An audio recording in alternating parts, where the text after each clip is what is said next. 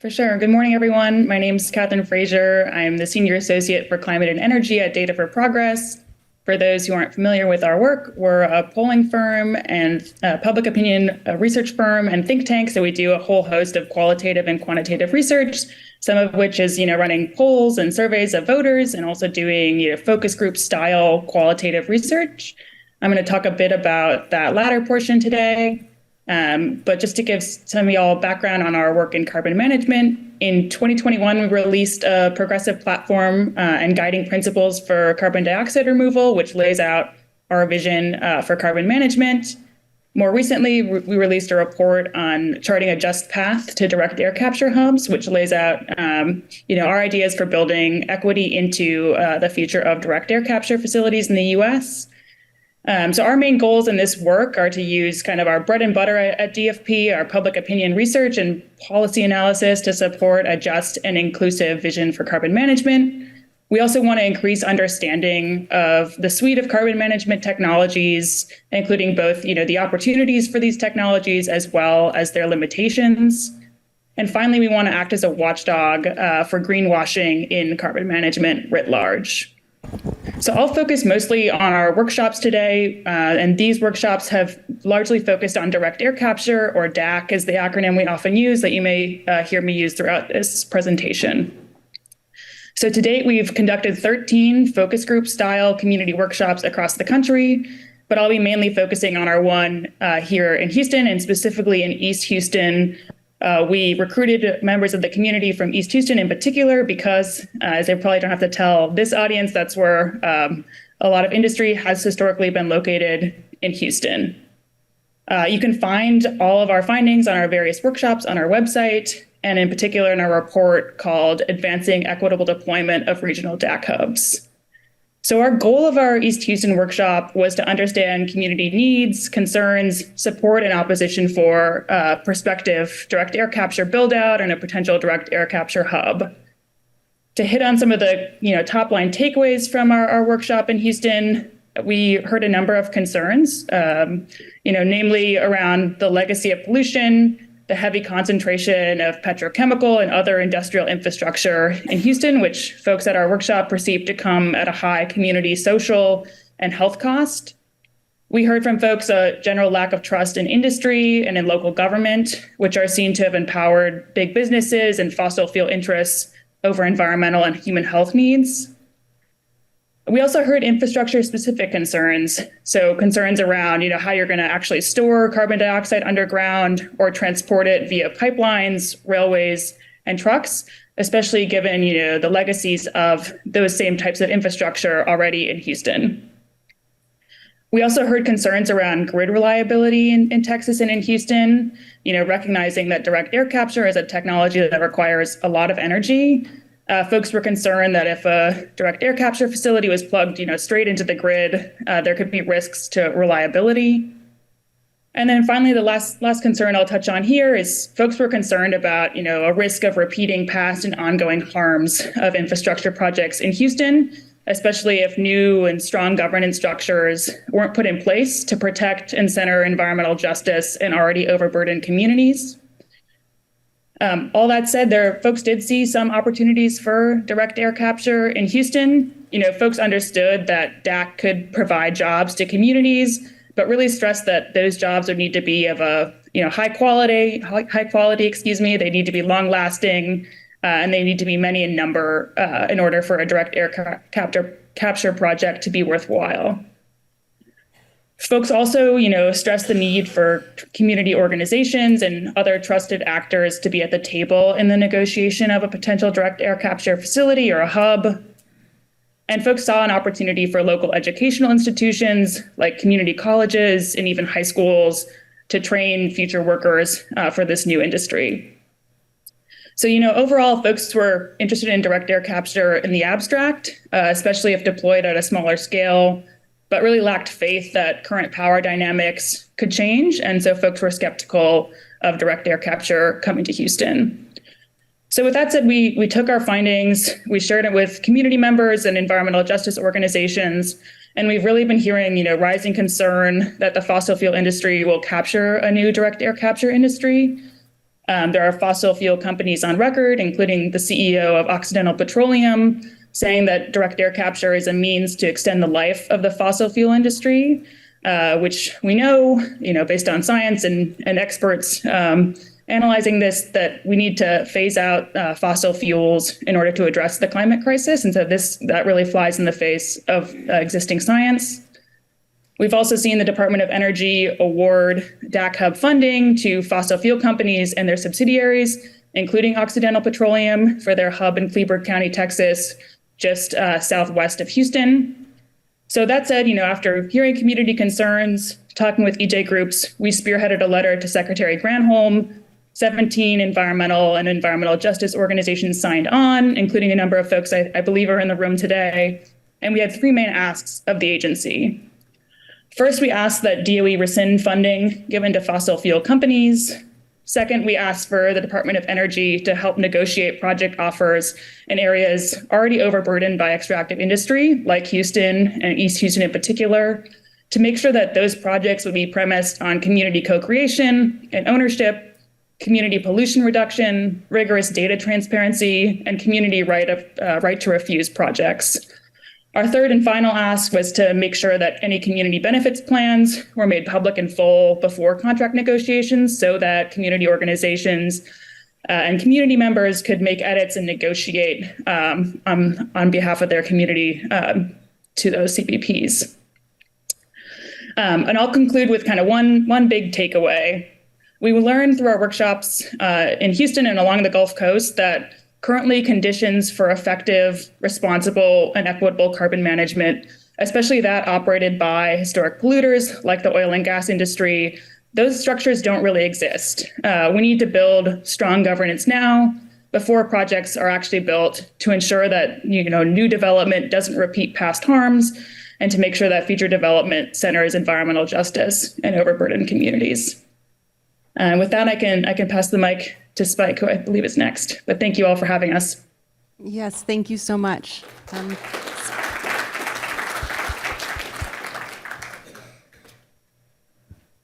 Hello, everyone. My name is Spike. I am with Airlines Houston. A little bit about me. My background is in air science. I'm on the climate programs team, and I rescue retired racing greyhounds.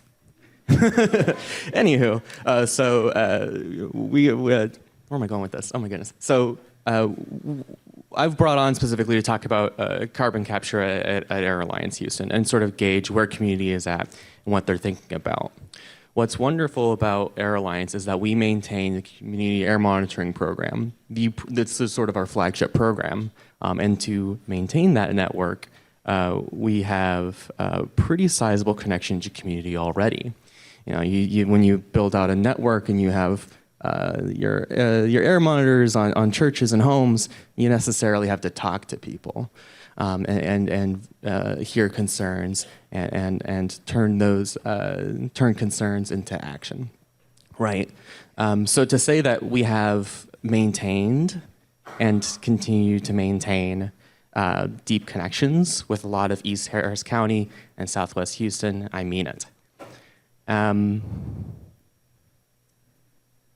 So we were in a very good position to do what was pretty close to groundbreaking, is monitor, or I should say, to assimilate the concerns that community have about incoming investment around carbon capture and storage technologies.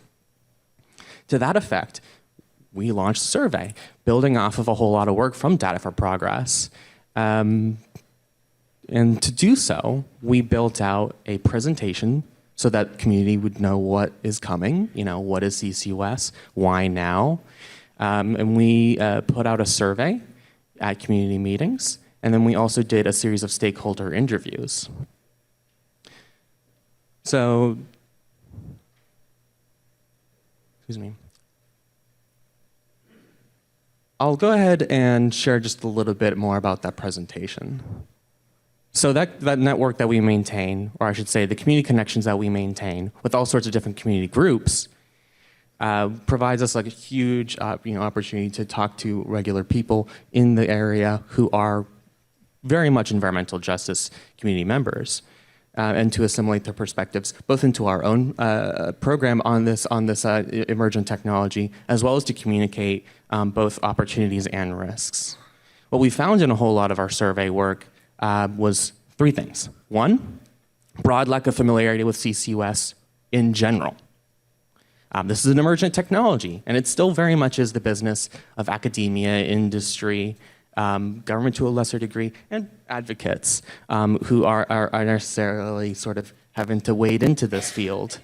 And community is often left out of the conversation entirely. I think we've heard a good bit about that already. Two is a deep understanding that climate change is on its way and is very much here. Right? You don't live in Houston and suffer Hurricane Harvey, Winter Storm Uri, the extreme heat, and not come away thinking, that's not quite normal, right? We'll go ahead and leave that there. I think one other thing that we also did, I think that is very special about our program, was a series of stakeholder interviews. That included talking to government officials, electeds, industry spokespeople, and community leaders. And what we also found there is a bit of a similar story, but a little bit different. Is government and community wanting to know more before these things materialize in front of us, before billions of federal dollars go into making the next the Deer Park chemical refinery complex a little greener. We saw that there's a pretty sizable network already of industrial spokespeople present and putting information out there. But how transparent about risks are they? That's up to the discerning viewer.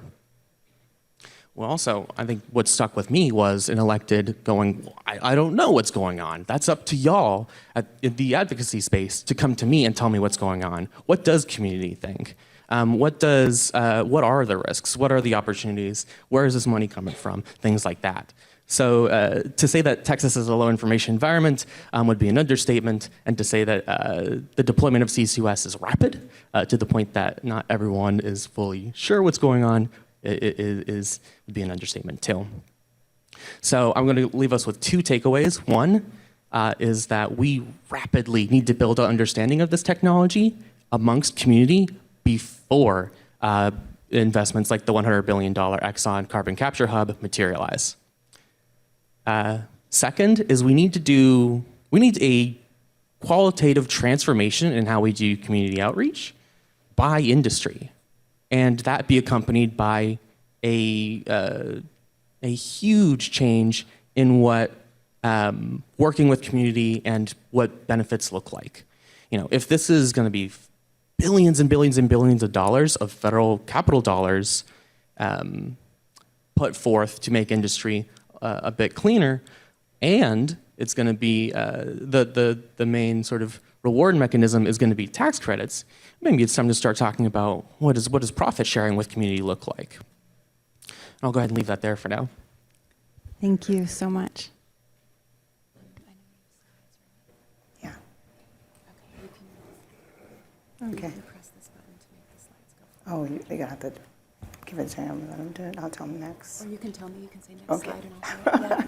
Yeah, It's okay. Good morning, everyone.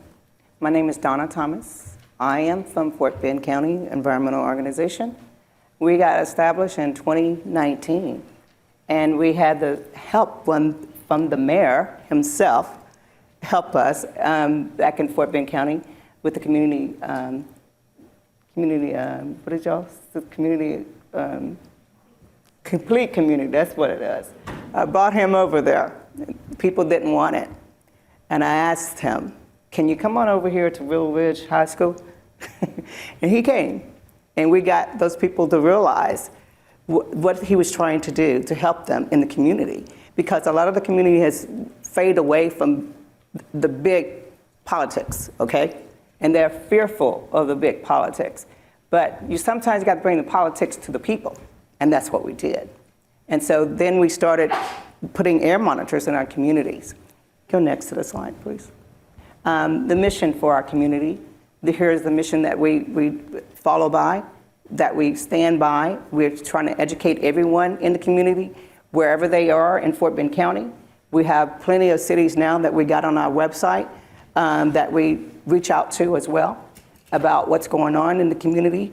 And next slide, please. And this is one of our big projects right here at the W.R. Parish plant, the coal plant. And we do know about the carbon capture there. It fell for many of years, okay? And it was not doing well. It went down several times, okay? Just look at the slides and see the things that we're dealing with the pollution also. These people are telling us that carbon capture is going to do this, is going to do that. Okay, show it to me. Why are our numbers going up? The number now has increased from here, all right? Our numbers now going, what I think it was 178 right now? Yeah, 178. So every year, somebody else is being affected by this, okay? The number is increasing. So the carbon capture is going to do something to help us. I'm telling them they better do something about it, because one problem we have is the coal. The coal don't need to be there. It's outdated. It's contaminated the land, contaminated the air and the water. Our whole county has been contaminated. We have people asking us all the time about the water. Why is the water brown? Why does it smell? Can you come over and tell us what to do? Can we test the water over here? We have plenty of mud districts over across in Fort Bend County. And I believe City of Houston started doing mud districts too in the last, 7 years? Okay? So these mud districts, that's supposed to be helping our community as well with the water. These things got to be maintained, just like these wells. These wells aren't being maintained.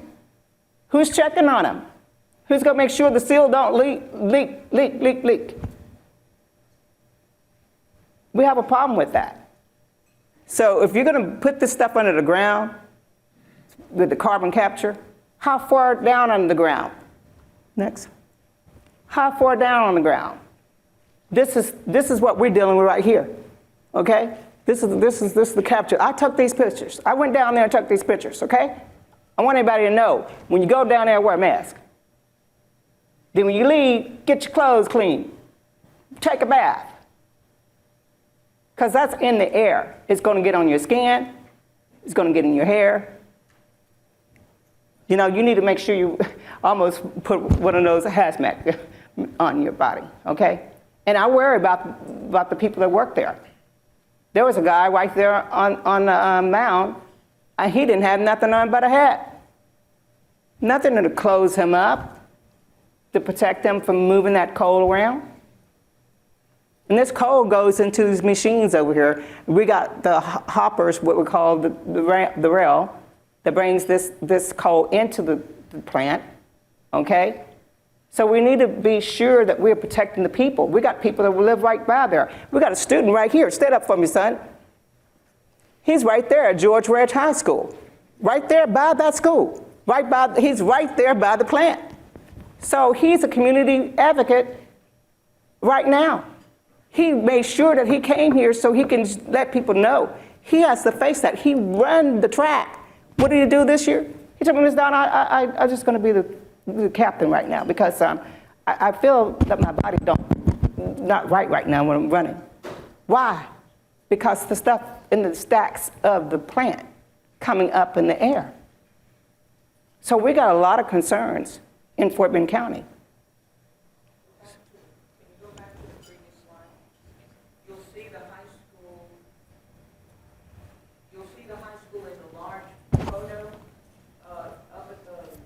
Corner across from the lake, that's George Ranch High School. Proximity to, that's the George Ranch High School up at the upper right, where the closest high school, there are 15 schools in this within 3-mile radius, 5-mile radius. Thank you. So we have concerns about the carbon capture. We really want to make sure that they're doing the right thing with this going underground. because there's no guarantee that these seals are going to stay there, or how high they're going to put up near the ground, or how low they're going to put it in the ground, how far away from their plant, where it's going to go. Is it going to go into another neighborhood, or is it going to go into your own neighborhood that's next to it, or are you going to go farther out? We just said take it to the desert. That's where it needs to go. It don't need to be in the community areas. Just take it to the desert. And we want to close Parish Cove, the ash. We want all that stuff closed, the coal, because it is definitely affecting us. Thank you very much. Thank you.